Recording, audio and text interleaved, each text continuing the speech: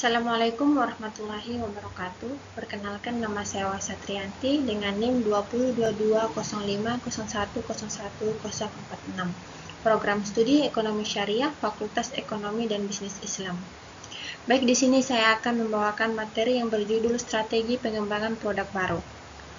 Nah, yang dimana pengertian dan konsep produk baru. Produk baru adalah suatu proses dari pencarian ide-ide untuk barang-barang dan pelayanan-pelayanan baru dan mengubahnya menjadi tambahan lini produk yang berhasil secara komersial menurut Arimli dan Person pada tahun 2000. Alasan dasar mengembangkan produk baru adalah untuk menggantikan item-item yang telah kehilangan minat dari konsumen.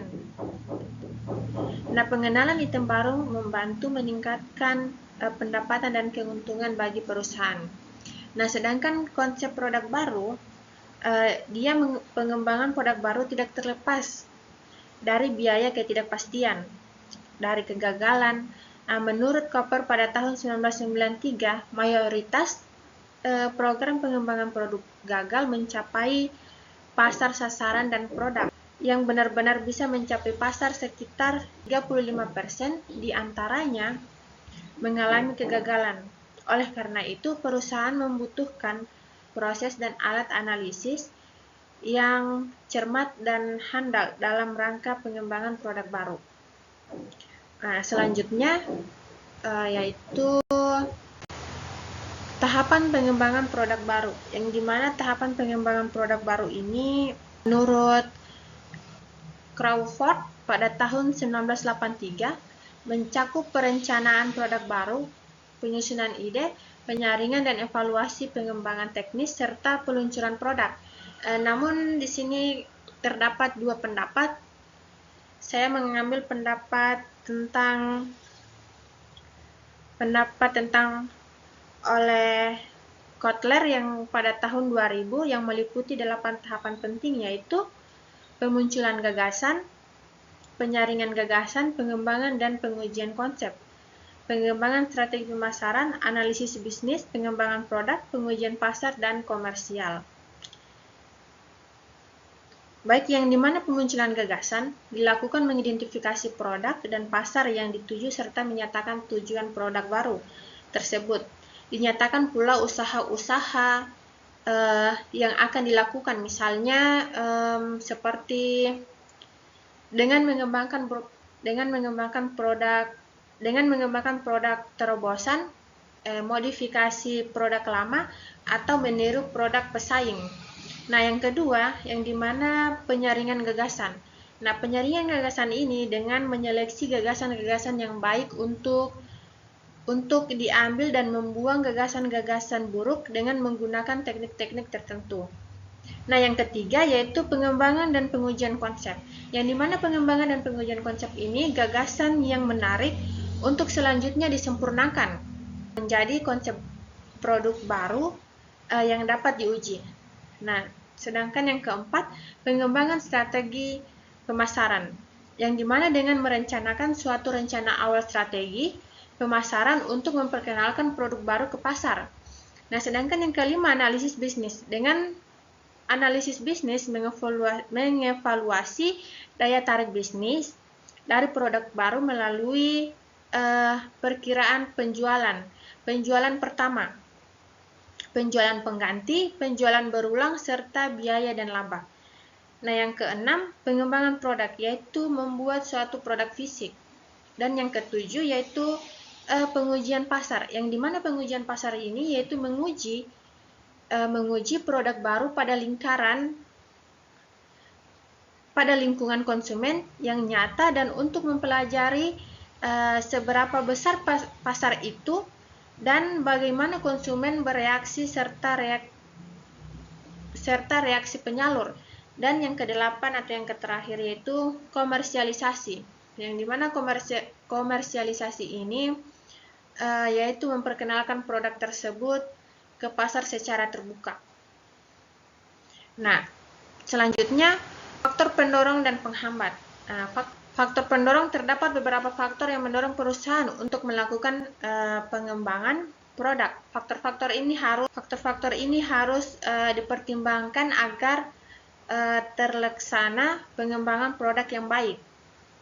Nah, yang dimana faktor pertama yaitu perkembangan teknologi. Nah, pesatnya perkembangan teknologi menjadikan terciptanya sarana produksi yang baru untuk dimanfaatkan oleh perusahaan guna membuat dan menyempurnakan produk, sehingga kualitas produk menjadi lebih baik dan jumlah produksi bisa meningkat.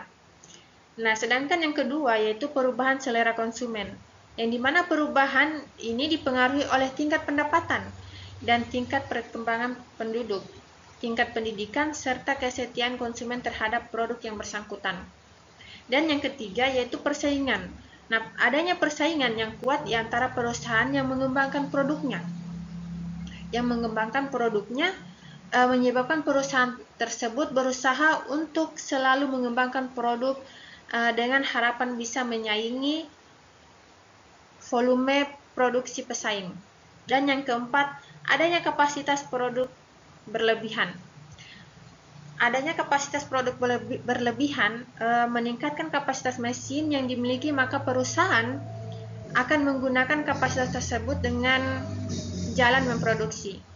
Dan yang kelima, siklus hidup produk yang pendek. Nah, siklus kehidupan produk yang pendek mendorong perusahaan untuk terus mengembangkan produk sehingga konsumen tidak merasa bosan dengan produk yang diproduksi.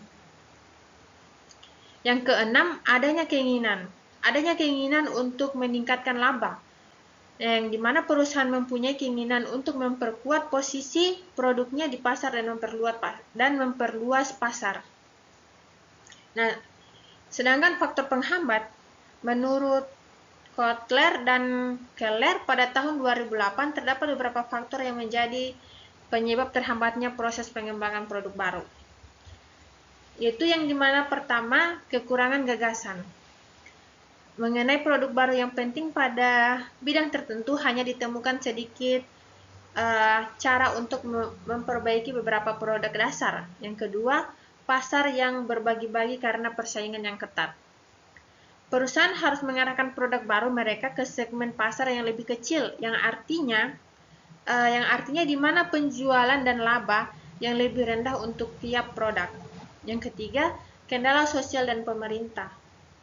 Produk baru harus memenuhi beberapa kriteria seperti keamanan konsumen dan keseimbangan lingkungan.